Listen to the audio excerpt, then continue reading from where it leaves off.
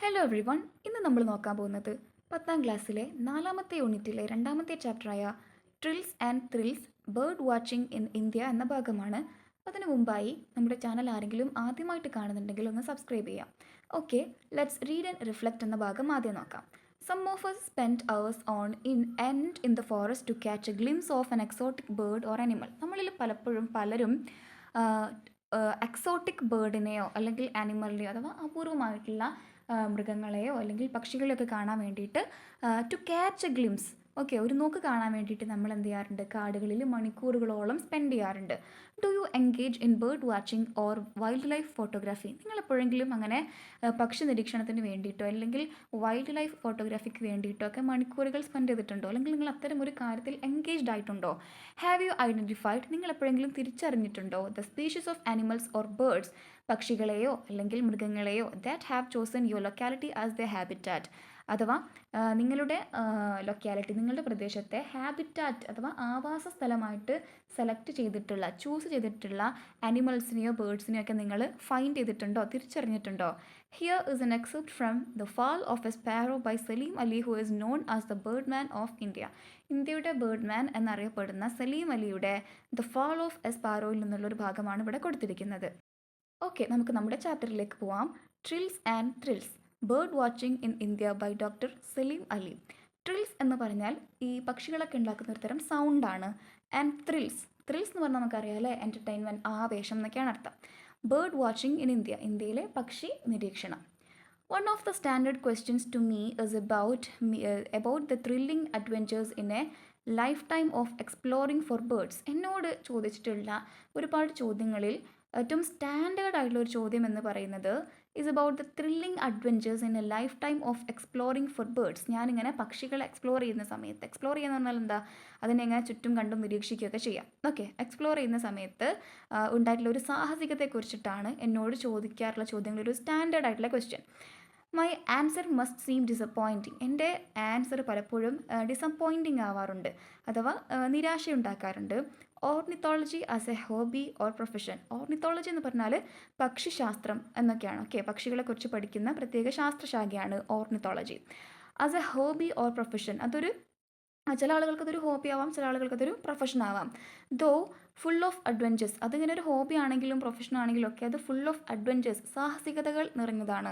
Rewards and disappointments, അതിലൊരുപാട് rewards, നമുക്ക് ഒരുപാട് പ്രതിഫലങ്ങൾ കിട്ടും, അതേപോലെ തന്നെ നിരാശകളും ഉണ്ടാവും. Is usually one of the most peaceful of pursuits, അത് സാധാരണ വളരെ ശാന്തമായിട്ടുള്ള, പീസ്ഫുൾ, സമാധാനമായിട്ടുള്ള ഒരു പിന്തുടരൽ കൂടിയാണ്. പേഴ്സിറ്റ്സ് എന്ന് പറഞ്ഞാൽ പിന്തുടർച്ച എന്നൊക്കെയാണ് അർത്ഥം. Okay, it's certainly not lacking in excitement and thrills തോ.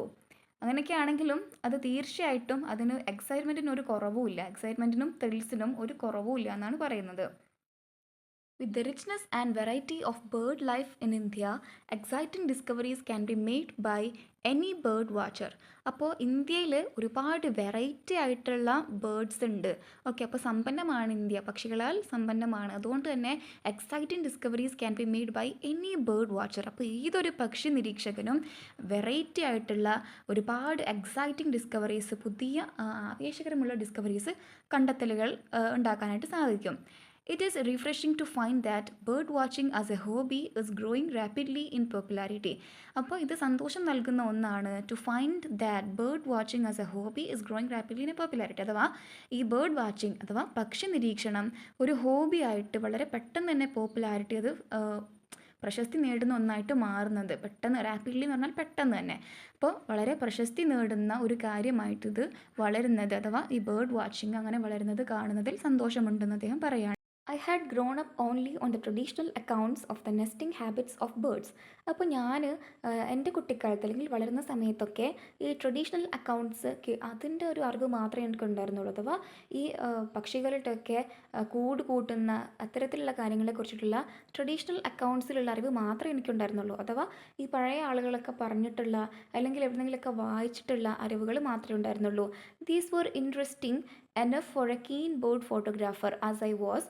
അഥവാ കീൻ ബേർഡ് ഫോട്ടോഗ്രാഫർ എന്ന് പറഞ്ഞാൽ വളരെ ആകാംക്ഷയുള്ള ഒരു ഫോട്ടോഗ്രാഫറെ സംബന്ധിച്ചിടത്തോളം ഇതൊക്കെ വളരെ ഇൻട്രസ്റ്റിംഗ് ആയ ഒന്നായിരുന്നു, ഈ പറഞ്ഞ കാര്യങ്ങളൊക്കെ. As I was to want to record on film. അപ്പോഴൊക്കെ എനിക്ക് എന്ത് ചെയ്യണമായിരുന്നു, ഇതൊക്കെ എനിക്ക് ഫിലിം ചെയ്യണമായിരുന്നു, റെക്കോർഡ് ചെയ്തെടുക്കണമായിരുന്നു. But while concealed in a canvas hide. പക്ഷേ ഞാൻ ഒരു ക്യാൻവാസ് ഹൈഡിൽ ഒളിച്ചിരിക്കുന്ന സമയത്ത്, കൺസീൽ എന്ന് പറഞ്ഞാൽ ഒളിച്ചിരിക്കുക, പിന്നെ ക്യാൻവാസ് ഹൈഡ് അഥവാ ഈ പക്ഷികളുടെയൊക്കെ ശ്രദ്ധ കിട്ടാതിരിക്കാൻ വേണ്ടിയിട്ട് ഒരു മറ വെച്ചിട്ട് ഒളിച്ചിരുന്ന് ഫോട്ടോ ഷൂട്ട് ചെയ്യുന്നതിനെയാണ് ക്യാൻവാസ് എന്ന് പറയും. അപ്പോൾ അങ്ങനെ ഞാൻ ഒളിച്ചിരിക്കുന്ന സമയത്ത് പേർച്ച്ഡ് high up on A step ladder. Step ladder എന്ന് പറഞ്ഞാൽ നമ്മൾ കണ്ടിട്ടുണ്ടാവും, ഇങ്ങനെ മടക്കി വെക്കാൻ പറ്റുന്ന ഏണി. അപ്പോൾ ആ ഏണിയുടെ മുകളിൽ ഇങ്ങനെ പേർച്ച് കയറിയിരിക്കുന്ന സമയത്ത് a few yards away from the nest. അപ്പോൾ അത് ആ പക്ഷിക്കൂട്ടിൽ നിന്നും കുറച്ച് അകലെയായിരുന്നു. Okay, I noticed some unusual goings on which clearly showed that the birds had not read the text books. അപ്പോൾ എനിക്ക് മനസ്സിലായി, ഐ നോട്ടീസ്ഡ്, ഞാനത് ശ്രദ്ധിച്ചു, സം അൺയൂഷ്വൽ ഗോയിങ്സ്, ചില അസാധാരണ കാര്യങ്ങൾ, on which clearly showed that the birds had not read the text books. അപ്പോൾ എനിക്ക് മനസ്സിലായി, അപ്പോൾ ഞാൻ കേട്ടിട്ടുള്ള ഈ ട്രഡീഷണൽ അക്കൗണ്ട്സിലുള്ള കാര്യങ്ങളൊന്നുമല്ല യാഥാർത്ഥ്യം. അഥവാ ഈ ബേർഡ്സൊക്കെ ഞാൻ കേട്ടതിൽ നിന്നും അല്ലെങ്കിൽ മറ്റുള്ളവർ പറഞ്ഞതായിട്ട് ഞാൻ അറിഞ്ഞ കാര്യങ്ങളിൽ നിന്നൊക്കെ വ്യത്യസ്തമായിട്ടാണ് അവർ ചെയ്യുന്നത്. അതിൽ നിന്നും വളരെ വ്യക്തമായിട്ട് തന്നെ കണ്ടിരുന്നു. Clearly showed that the birds had not read the text books. അവർ അഥവാ ഈ പക്ഷികളിതൊന്നും ഈ ബുക്കുകളൊന്നും വായിച്ചിട്ടേ ഇല്ല എന്നുള്ളത് എനിക്ക് മനസ്സിലായി. അഥവാ അതുമായിട്ട് ഒരു ബന്ധവും ഇല്ലാത്ത കാര്യമാണ് പക്ഷികൾ ചെയ്യുന്നത് എന്ന് ഞാൻ തിരിച്ചറിഞ്ഞു, ഞാൻ നോട്ടീസ് ചെയ്തു. While the field study of birds is a peaceful occupation, it's not entirely without hazards. ഈ പക്ഷികളെക്കുറിച്ചിട്ടുള്ള ഈ ഒരു മേഖല, ഫീൽഡ് സ്റ്റഡി എന്ന് പറയുന്നത് ഒരു പീസ്ഫുൾ ഒക്യുപ്പേഷൻ ആണെങ്കിൽ അത് തീർച്ചയായിട്ടും പൂർണ്ണമായിട്ടും ഹസാർഡ്സ് ഇല്ലാത്ത ഒരു മേഖലയാണെന്ന് പറയാൻ പറ്റില്ല. അത് സേഫായ പീസ്ഫുൾ ആയ ഒരു ഒക്യുപ്പേഷൻ ആണെങ്കിൽ കൂടി ഒരുപാട് ഹസാർഡ്സും അതിൻ്റെ കൂടെയുണ്ട് എന്ന് പറയാണ്. In elephant ridden jungles in south India for instance, south ഇന്ത്യയിലെ ഒരുപാട് ആനകളുള്ള ഒരു കാട്ടിൽ I have frequently found my self in disturbing situations. എനിക്ക് ഇടയ്ക്കിടെ അനുഭവങ്ങൾ ഉണ്ടായിട്ടുണ്ട്, അഥവാ എനിക്ക് ഇടയ്ക്കിടെ എന്നെ ഡിസ്റ്റർബ് ചെയ്യുന്ന ഒരുപാട് സിറ്റുവേഷൻസ് ആ കാട്ടിലുണ്ടായിട്ടുണ്ട്. Wild elephant suddenly come upon at close quarters. ഒരു വൈൽഡ് എലിഫൻറ്റ്, ഒരു കാട്ടാന പെട്ടെന്ന് തന്നെ come upon at close quarters, എൻ്റെ തൊട്ടടുത്ത് വന്നു. Situation by no means uncommon in parts of Karnataka and Kerala. അത് കർണാടകയുടെയും കേരളത്തിൻ്റെയും അത്ര ഭാഗങ്ങളിൽ അത് വലിയൊരു സംഭവമായിട്ടുള്ള കാര്യമല്ല. എങ്കിൽ കൂടി it can be unnerving experience. അത് വളരെ ധൈര്യം ചോർത്തിക്കളയുന്ന ഒരു സിറ്റുവേഷൻ ആയിരുന്നു. In fact there is little danger from a wild elephant unless it happens to be a rogue or a female with a small calf. ശരിക്കും പറയുകയാണെന്നുണ്ടെങ്കിൽ ഇത് വളരെ വലിയൊരു ഡേഞ്ചർ ആയിട്ടുള്ള സിറ്റുവേഷൻ ഒന്നും അല്ല.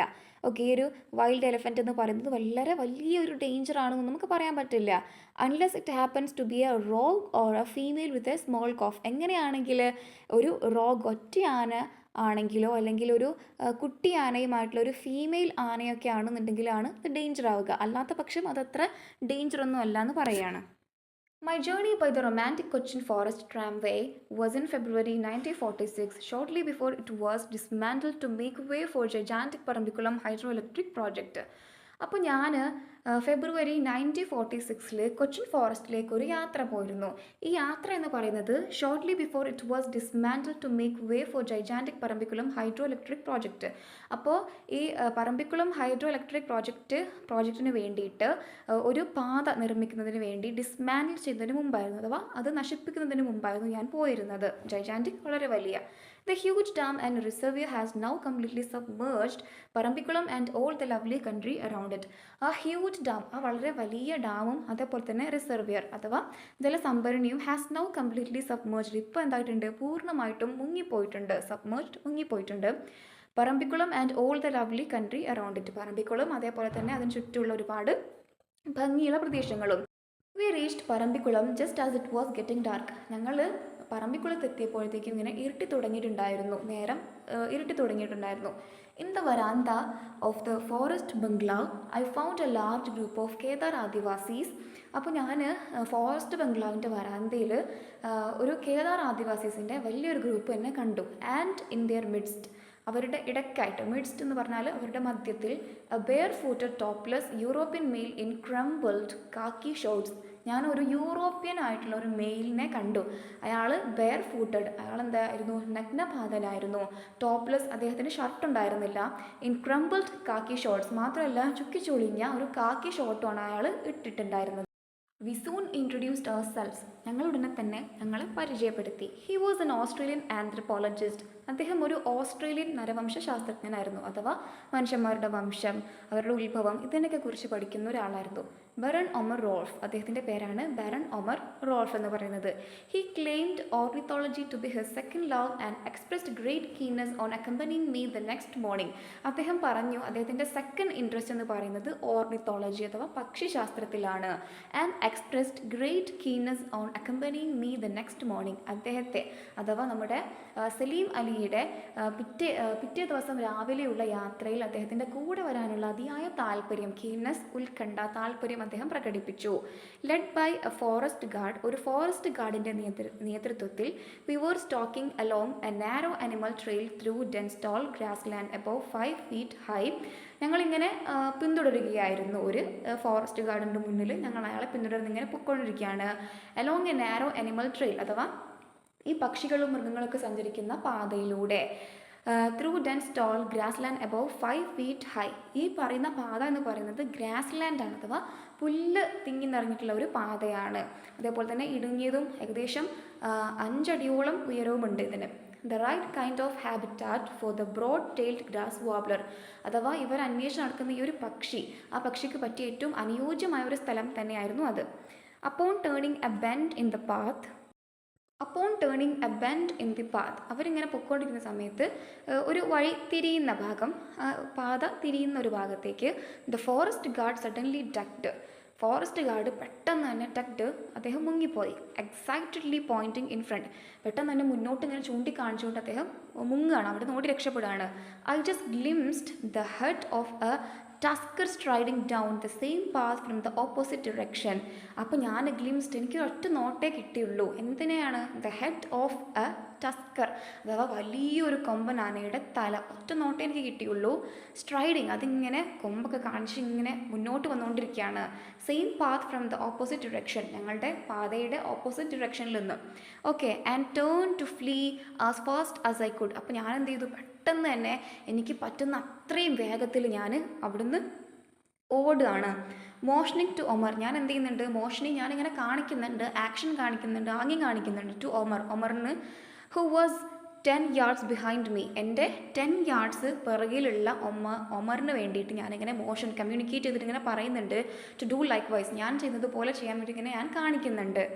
I have not seen anyone react more quickly, ഇത്ര പെട്ടെന്ന് റിയാക്ട് ചെയ്യുന്ന ഒരാളെ ഞാൻ ജീവിതത്തിൽ കണ്ടിട്ടില്ലെന്ന് അദ്ദേഹം പറയാണ്. അതായത് ഒമറിൻ്റെ അടുത്ത് സലീം അലി പെട്ടെന്ന് തന്നെ ഓടാൻ വേണ്ടിയിട്ട് പറയുന്ന സമയത്ത് അത് അതേപടി ക്യാച്ച് ചെയ്യുന്ന ഒരാളെ ഞാൻ കണ്ടിട്ടില്ല എന്നാണ് പറയുന്നത്. Okay, he spun around with the agility of a cat and sprinted as fast as his long legs could carry him. He spun, അദ്ദേഹം കറങ്ങി, round with the agility. agility എന്ന് പറഞ്ഞാൽ പെട്ടെന്ന് തന്നെ, ഈസിലി, പെട്ടെന്ന് തന്നെ അദ്ദേഹം കറങ്ങി. ഓഫ് എ കാറ്റ്, ഒരു പൂച്ചയെ പോലെ തന്നെ. ആൻഡ് സ്പ്രിൻറ്റഡ്, വളരെ പെട്ടെന്നുള്ള ഒരു കുതിച്ചുചാട്ടം. As fast as his long legs could carry him, എത്രത്തോളം അദ്ദേഹത്തിൻ്റെ ലോങ് ലെഗ്സിന് അദ്ദേഹത്തിനെ ക്യാരി ചെയ്യാൻ പറ്റുമോ അത്രയും ഫാസ്റ്റായിട്ട് അദ്ദേഹം ഓടി. Looking neither to right no left, ഇടത്തോട്ടും വലത്തോട്ടും നോക്കാതെ നേരെ തന്നെ അദ്ദേഹം ഓടി. He soon outdistanced me by 100 yards, അദ്ദേഹം ഉടനെ തന്നെ എന്നിൽ നിന്നും ഒരു 100 yards എങ്കിലും അകലെ ആയിട്ടുണ്ടാവും ഉടനെ തന്നെ. And it looked as if he would never stop running, അദ്ദേഹത്തിൻ്റെ ഓട്ടം കണ്ടാൽ അദ്ദേഹം ഒരിക്കലും റണ്ണിങ് നിർത്തില്ല എന്നാണ് തോന്നുക.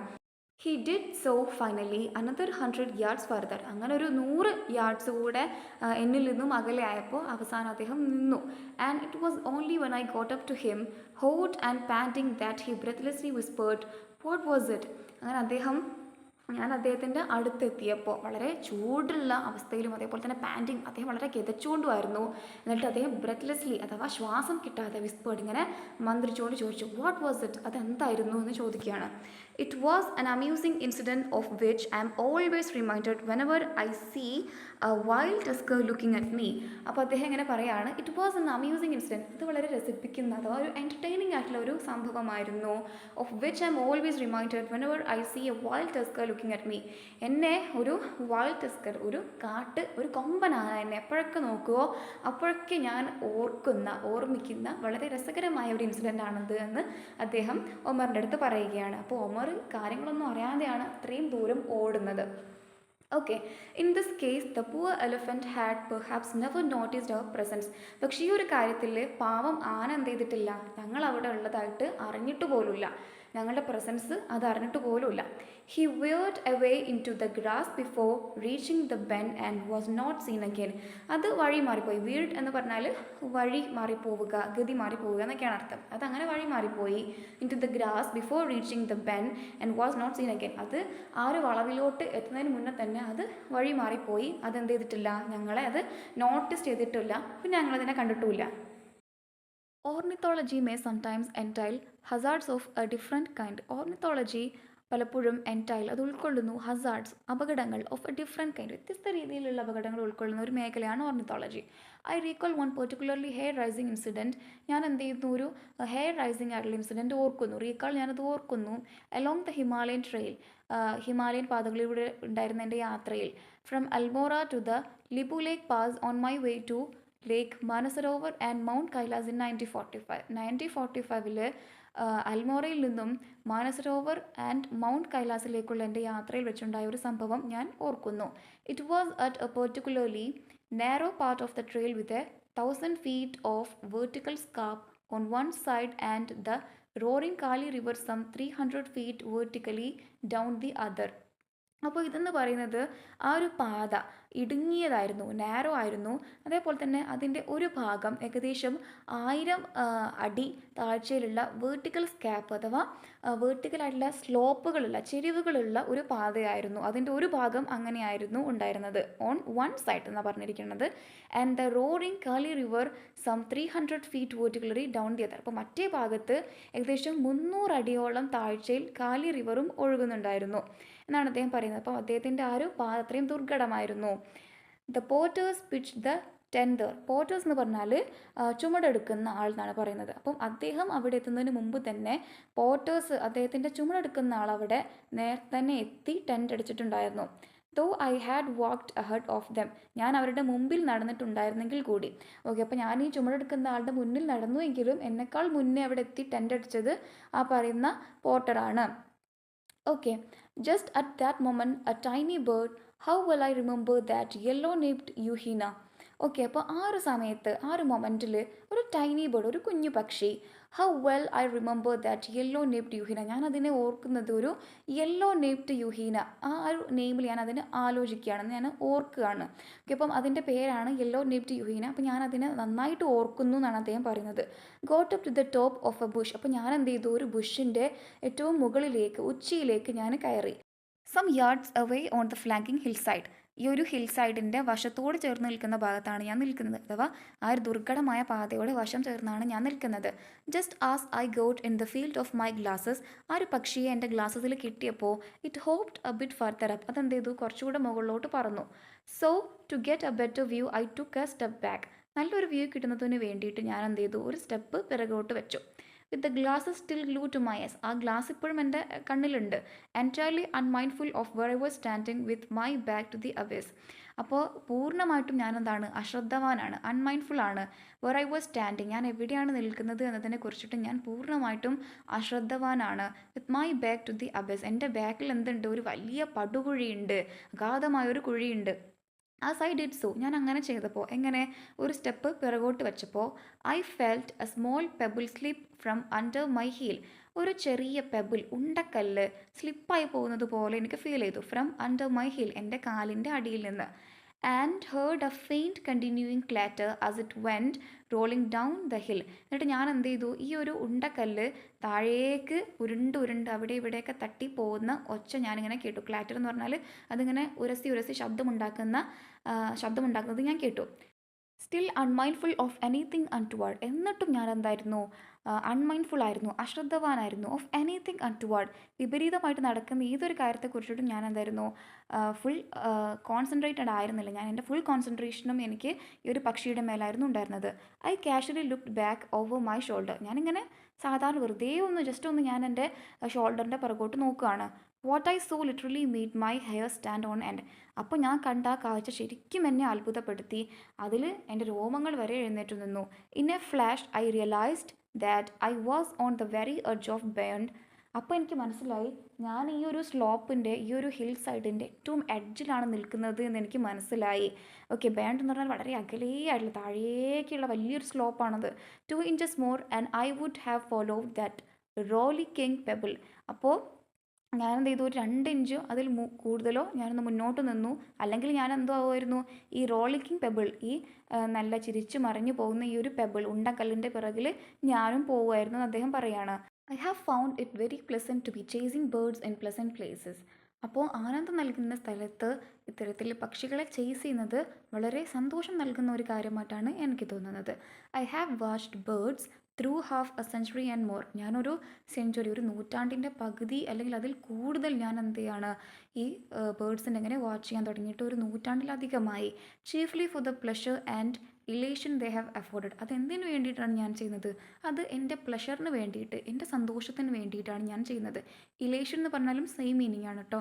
ഉല്ലാസം, ആനന്ദം, ഇതിനൊക്കെ വേണ്ടിയിട്ടാണ് ഞാൻ ചെയ്യുന്നത്. ദേ ഹാവ് അഫോർഡഡ് അഥവാ ഈ പക്ഷികൾ എനിക്ക് നൽകുന്ന ഈ ഇലേഷന് വേണ്ടിയിട്ടാണ് ഞാനിങ്ങനെ ചെയ്യുന്നത്. A form of escapism may be. ഇതൊരു പക്ഷേ ഒരു ഒളിച്ചോട്ടമാകാം. But one that hardly needs justification. പക്ഷേ ഇതിനൊരു ന്യായീകരണവും ആവശ്യമില്ല എന്നാണ് പറയുന്നത്.